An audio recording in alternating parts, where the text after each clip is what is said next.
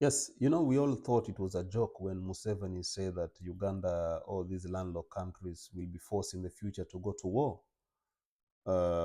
because they want access to the sea. So, back to Ethiopia. You realize that Ethiopia also, at one point, had actually threatened, of course, going to war with Eritrea because they need access to the sea. Ethiopia, despite huge it is landlocked country, and Eritrea was one of these former provinces, and of course, in a secession in 1993 forced Eritrea to made Eritrea to become an independent state, and of course cutting off Ethiopia. So that's why you see now the likes of Ethiopia trying to lure the Somaliland to access the port through Somaliland, and of course there was a deal. They were trying to get a deal to have access to the sea through the Somaliland. Somaliland is this breakaway region from Somalia. But of course, Somalia, the federal state of Somalia actually came out very strongly trying to reject this deal that if Ethiopia wants access to the sea, they have to discuss with Somalia as a federal state, not Somaliland as a breakaway region. Of course, Somaliland always want to have its own independence.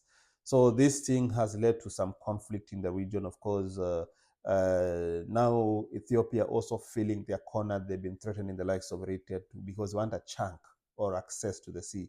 So this discussion of access to the sea, yeah, is becoming something very crucial to some of these countries that are landlocked. That includes Uganda, because most of these countries that have port, apparently they claim are bullying them in terms of the freight charges. So it's high time maybe people sit down, many countries sit down and find ways in which maybe they can also allow these landlocked countries to access the sea.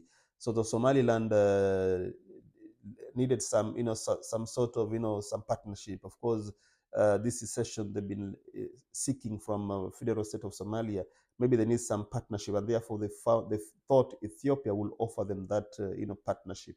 So by offering them access to the sea, and this is where now Ethiopia finds itself. So this has been creating some tensions within the region, and of course we are yet to see more of what really will happen in the future, because this can actually lead to wars in the near future. We can't know why, but tell when. But of course, there have been reports that countries want access, and they're seeking access to the waters.